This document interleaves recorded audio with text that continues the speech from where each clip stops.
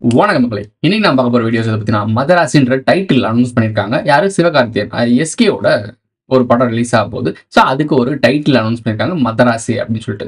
அவருடைய கேரக்டரே ஒரு மாதிரி ரொம்ப என்ன சொல்றது, ஒரு அரகண்டாகவும் ரொம்ப ஒரு ரத்தம் தெறிக்க தெறிக்க அப்படின்ற மாதிரி நிறைய பிளாஸ்டர்ஸ்லாம் நடக்கிற மாதிரி சூப்பராக ஒரு சில விஷயம் காட்டியிருக்காங்க.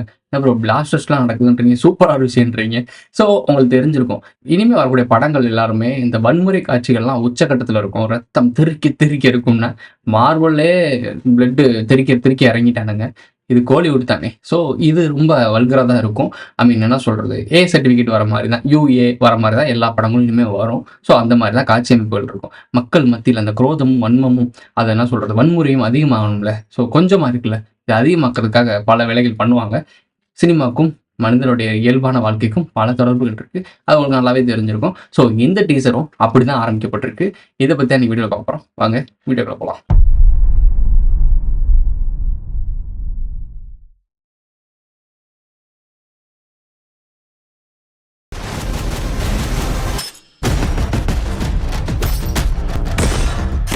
இதுல யார் நடிச்சிருக்கா, எவர் நடிச்சிருக்காரு, என்ன டீட்டெயில்ஸ், இந்த டீட்டெயில்ஸ் என்னென்ன கேஸ்டிங்லாம் பண்ணியிருக்காங்க, யார் யாரெல்லாம் கேரக்டர் பண்றாங்க, இதெல்லாம் நம்ம டீட்டெயில் பண்ண போறது கிடையாது. காட்சி அமைப்புகள் பார்த்துருப்பீங்க, ஃபுல் அண்ட் ஃபுல் டம் டும் டமால் தான் பார்த்துருப்பீங்க நீங்களே.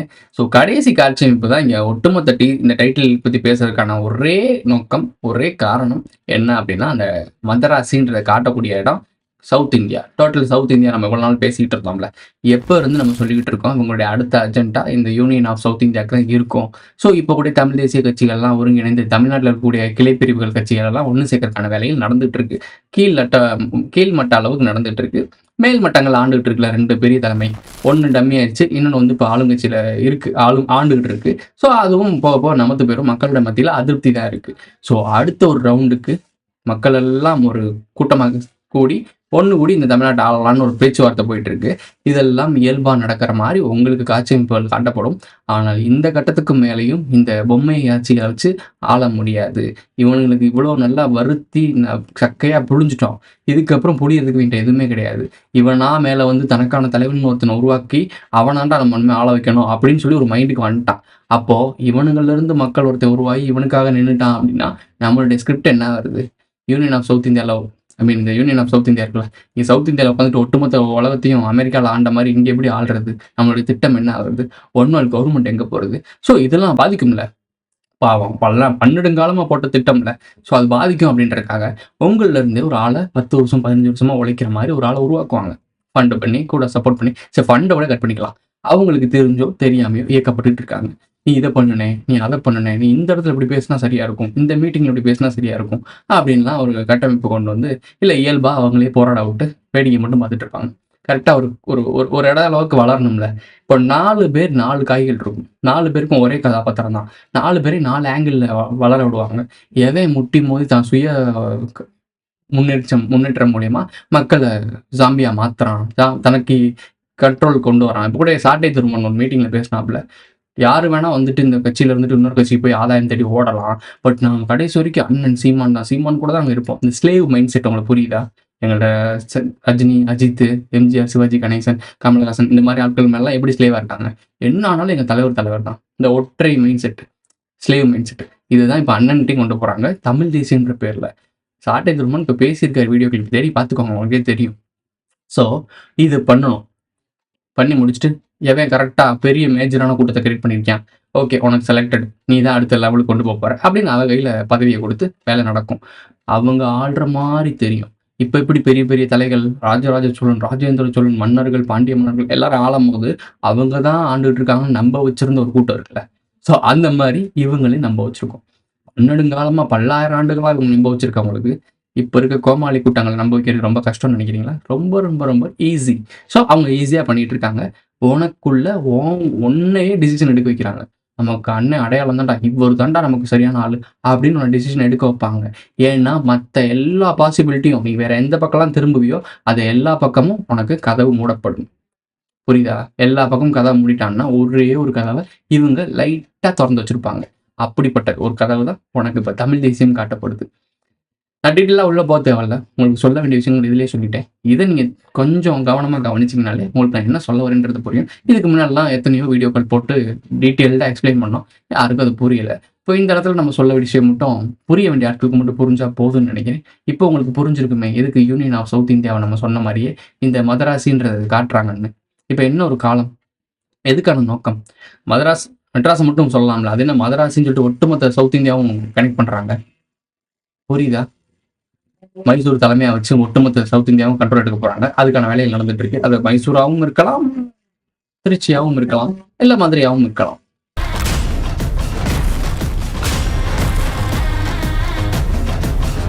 புடிங்க சிவா அப்படின்னு சொல்லி துப்பாக்கி கையில கொடுத்துட்டு போனார்ல. இப்போ ஏன் தெரியுதா? அந்த வெயிட்டேஜ் தெரியுதா? இந்த இடத்துல யார் இருந்திருப்பா அப்படின்னா, நம்முடைய டிவிக தலைவர், தற்போதைய தலைவர், உங்களுடைய தளபதி தான் இருந்திருக்க வேண்டியது. பட் கேரக்டர் சேஞ்ச் பண்ணி இப்போ சிவாட்ட கொடுத்துட்டாங்க. எஸ்கே தான் அடுத்த ப்ராடக்ட். அதாவது சினிமா ப்ராடக்ட். சினிமா ப்ராடக்ட்ல இருந்த ஒரு ஆளுமை அரசியல் பாலிடிக்ஸ் வந்துருச்சு. தன்னுடைய பதவிய, தன்னுடைய இடத்த, தன்னுடைய இருப்ப எஸ்கே கிட்ட கொடுத்துட்டு போயிட்டாரு. ஆனா எஸ்கே கூடவே நெறைய பேர் இருந்தாங்க. யார் அந்த துப்பாக்கி வாங்குறது தான் வெயிட் பண்ணிட்டு இருந்தாங்க. பட் சூஸ் பண்றது இவங்க தான். இவர் தான் கரெக்ட்டா இருப்பாரு. இவர்ட்ட குடுன்னு குடுத்துட சொன்னாங்க. எஸ்கேய கூப்பிட்டு எஸ்கே கையில குடுத்துட்டாங்க. அதான் அப்பவே ஒரு வார்த்தை சொன்னாரு. பிடிச்சிட்டாரு. குழந்தைங்கலாம் பிடிச்சிட்டாரு. புரியும் நினைக்கிறேன். எல்லாமே ஒரு ஸ்கிரிப்ட் படி தான் போகும்.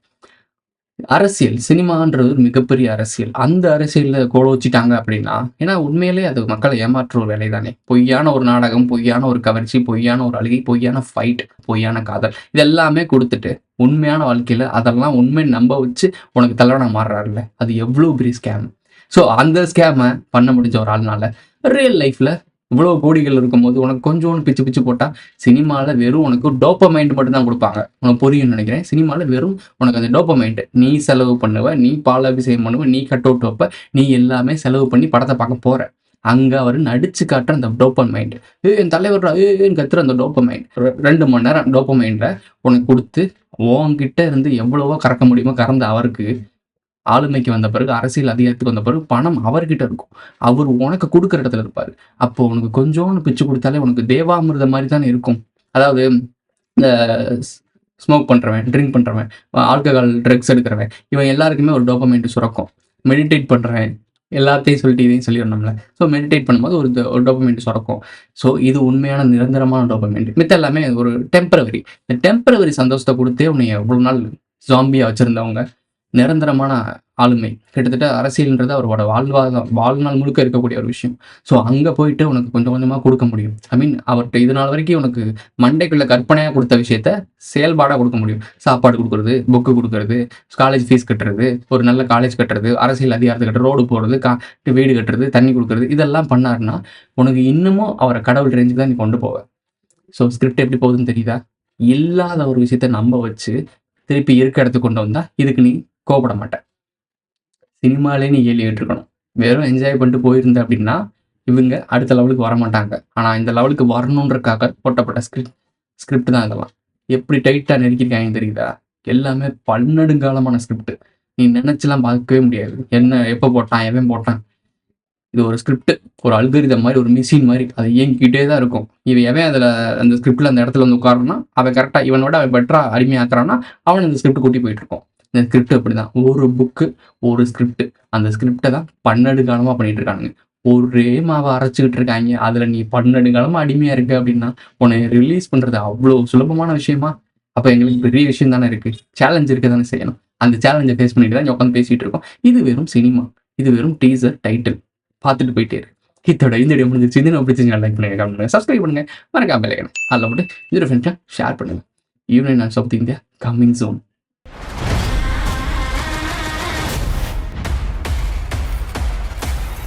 Who is this guy?